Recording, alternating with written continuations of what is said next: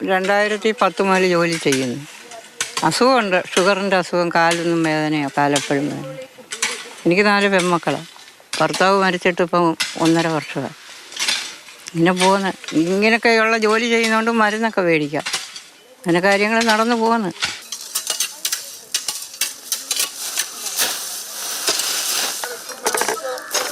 ലളിതാഭായി അമ്മ, 79 വയസ്സ് പ്രായം. 1.5 വർഷം മുമ്പ് ഭർത്താവ് മരിച്ചു. ഇപ്പോൾ ഒറ്റയ്ക്കാണ് ജീവിതം. തൊഴിലുറപ്പിൽ നിന്ന് കിട്ടുന്ന വരുമാനമാണ് ഏക ആശ്രയം. പ്രായമായവരെ ജോലിയിൽ നിന്ന് ഒഴിവാക്കിയാൽ ജീവിക്കാൻ എന്ത് ചെയ്യും?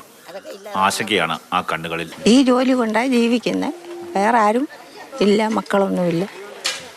അങ്ങനെയൊക്കെയുള്ള കാര്യങ്ങളാണ് ഇപ്പം നടന്നുകൊണ്ട് വരുന്നത്. പിന്നെ ഇതില്ലെങ്കിൽ പേടി തന്നെ. ജോലി ഇല്ലെങ്കിൽ പേടി തന്നെ. പേടി തന്നെയാണെന്ന് പറഞ്ഞ് ചിരിക്കുമ്പോഴും വല്ലാത്തൊരു ഭയമുണ്ട്. കാര്യം അവരെ ഈ ജോലിയിൽ നിന്ന് ഒഴിവാക്കുമോ, അല്ലെങ്കിൽ അവരുടെ തൊഴിൽ ദിനങ്ങൾ നഷ്ടമാകുമോ എന്നൊക്കെ തന്നെയുള്ളൊരു വല്ലാത്തൊരു ഭയം അവർക്കൊക്കെ തന്നെയുണ്ട്. വർഷങ്ങളായി തൊഴിലുറപ്പ് തൊഴിലാണ് അന്നം. മരുന്നിനും മറ്റു ചിലവുകൾക്കുമെല്ലാം തൊഴിലുറപ്പായിരുന്നു ആശ്രയം. കേന്ദ്രത്തിന്റെ നയംമാറ്റം ഇവരുടെ കഞ്ഞുകുടി മുട്ടിക്കുമോ?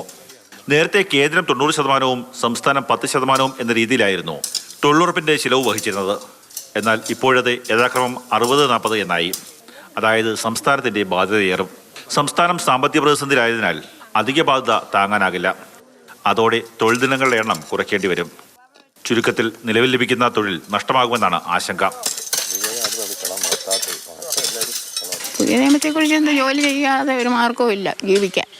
ഒരു മോനുണ്ട്, ഒരു കൊച്ചുമുണ്ട്. മോന് നിത്യം ജോലിയില്ല. അതില്ലെങ്കിൽ പിന്നെ അമ്മയുടെ മരുന്ന് മേടിപ്പും മുടങ്ങും. അവരെ കൊണ്ടൊന്നും മരുന്ന് മേടിക്കത്തക്ക മാർഗമില്ല. അവരുടെ കാര്യം മുഴുക്കുന്നില്ല, പിന്നെ നീ അമ്മയുടെ കാര്യത്തിന് നോക്കൂ. 100-ൽ നിന്ന് തൊഴിൽ ദിനങ്ങൾ 125 ദിവസമായി കേന്ദ്രം ഉയർത്തി. പക്ഷേ സംസ്ഥാനങ്ങൾക്ക് അധിക ബാധ്യത വന്നതോടെയാണ് പ്രതിസന്ധി രൂക്ഷമായത്.